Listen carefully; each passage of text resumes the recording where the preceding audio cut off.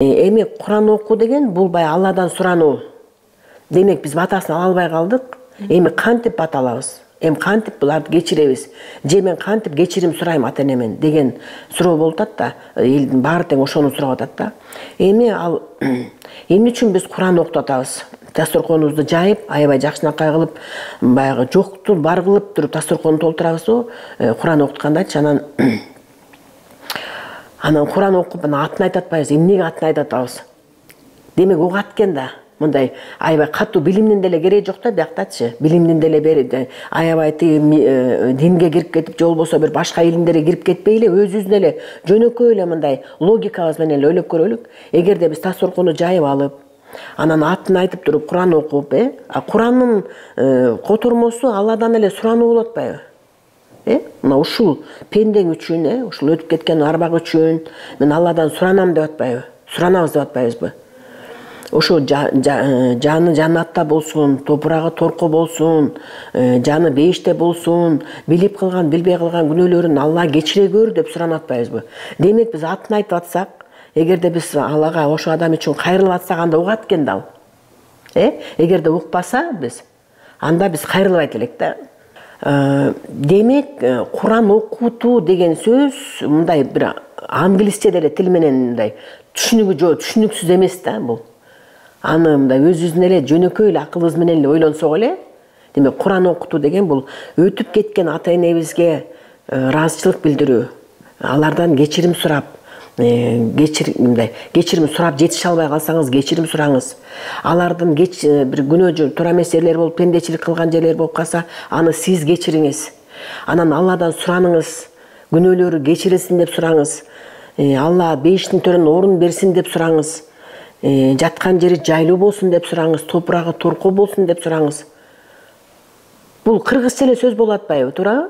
Биз аны англисче сүйлөгөн жерибиз жок да, же арабча сүйлөгөн жерибиз жок да. Ошондуктан мунун бир табышмагы деле жок да. Мен кичине таң калып калам да кедечи. Бул мындай сурой турган деле өтө бир мындай түшүнүксүз деле нерсе эмес го депчи. Кыргызча эле өзүбүздүн акылыбыз менен эле жасасак болот да мунучу. Демек биз ата энебиз үчүн Алладан суранганда, Алла айтат атпайбы? Арбак ыраазы болбой, Алла ыраазы болбойт деген сөз кайдан келген?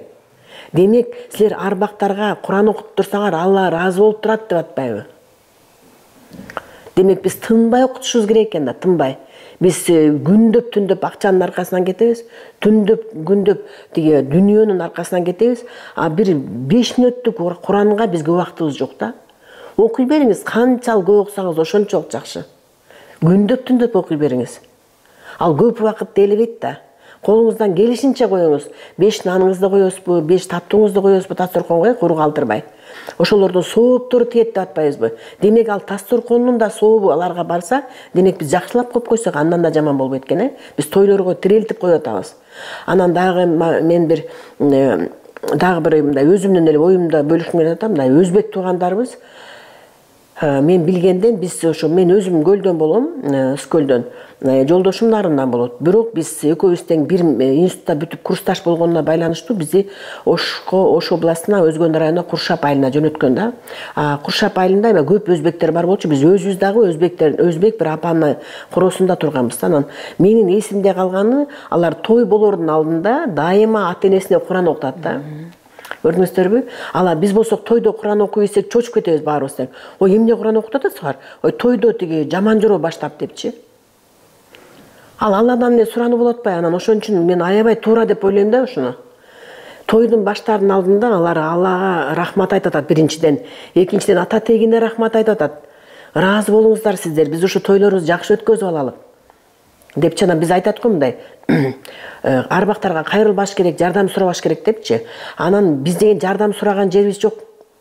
Биз тескерисинче арбактар үчүн дагы Алладан суранып атабыз. Ушулар арбактар кечирилсин, күнөөлөрүн депчи биз Алладан сурап атпайбыз, арбактан сураган жери жок. Ошо Куран окутат дегенде көбүнчө ушинтип алмаштырып алышат.